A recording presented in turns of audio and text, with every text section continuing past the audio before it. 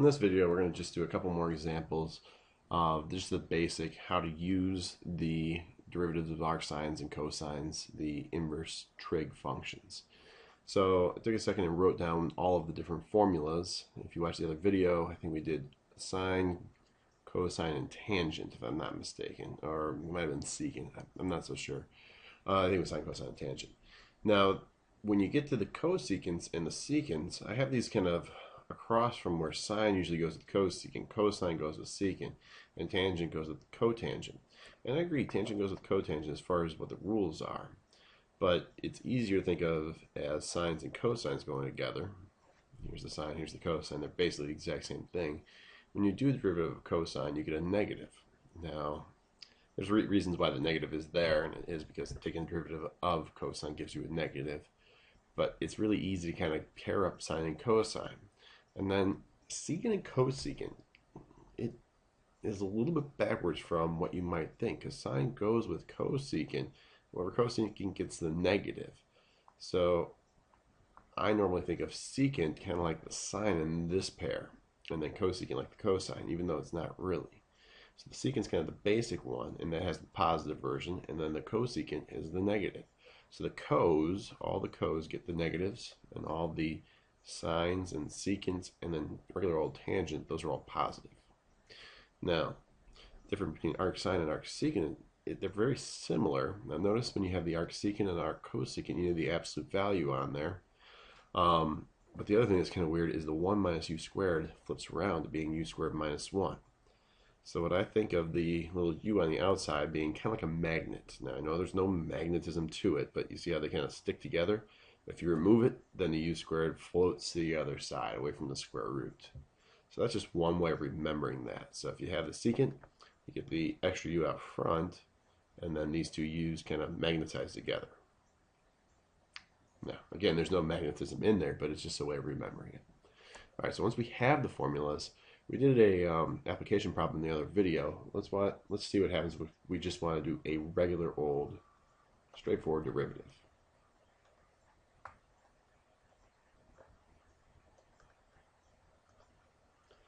Alright, all the rules for derivatives are the same. So the basic thing is you have to do the derivative of the outside, so arcsine, and this is our u.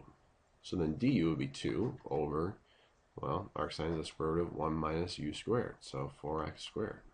U is 2x, and that's really it. Cotangent's got the negative, and then du, so e to the 3x, but don't forget you gotta do the derivative of the 3x times 3. So there's negative du, and here's our u, over, well, the 1 plus or the u squared plus 1, it doesn't matter, but it'll be 1 plus e to the 3x squared, so 6x. And that's really it. Use your chain rule. Don't forget this is x to the half. So this is our u. So our cosine's got the cos, it's a negative. And then we got to do x to the, subtract the half, negative half, and then you get to multiply in by the 1/2, so the negative half. Sorry, first off, drop down your half and then subtract 1, so negative half, and then we've got to do our cosine, so it's the square root of 1 minus square root of x squared, or just x. Now the only thing is you probably want to bring this x to the negative half down, and probably even the 2. So brings the square root of x at the bottom. The 2 I can bring to the bottom, and it just becomes a negative 1 over that.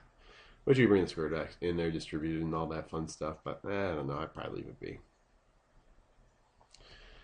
Alright, then the last one, you got to be careful about what's on the inside and what's on the outside. The cosecant's on the inside, the squared's on the outside. So you got to bring the 2 down, and then it's arc cosecant of x to the 1 times the derivative of the inside, which is, well, du, or 1, but it's a so it's a negative 1, over, now it's the cosecants and secants have this absolute value of your x, square root, and then the magnet sticks them together, x squared, minus 1. The only one that gets the plus is the tangents and cotangents.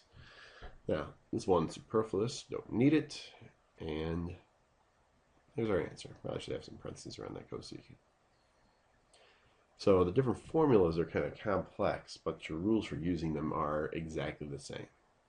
A quick website if you wanted to get a little bit more practice with this, which I was seeing, was right here.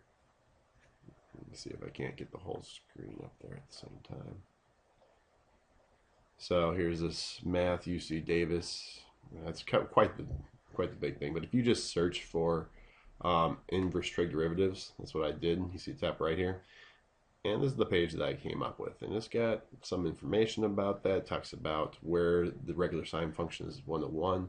So why the domain for the inverse trig functions is what it is. Gives their definitions. And then it gives you a bunch of just practice problems. So I would suggest using the practice problems out of the book, but here's got, see here, click here for a detailed solution of problem 1. So it actually has a decent amount of problems and their solutions. So feel free to check that out. And it has one application problem there at the bottom. Wish there was more application, but it does have all the solutions. And then a quick thing about this particular site, I've used this a couple different times. I'm going to click here to go to the original list of problems. Calculus page problem list. And it has all sorts of things. Continuity of the function, limit definition of the derivative, chain rule, product rule, quotient rule, logarithmic differentiation. I know it says right here on differentials and intermediate value theorem and mean value theorem, but however, they're not blue. They're not actually done. So it looks like this site's still under construction. And you can see this purple. That's where I got that from. A couple things on here.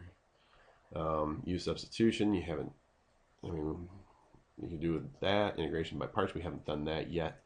But exponential, all that fun stuff. So feel free to use the site as much as you want. And you can see that it's a work in progress. They have, looks like the first half of calculus work done. And then after that, they're starting to get, they want to do this, but they haven't quite yet.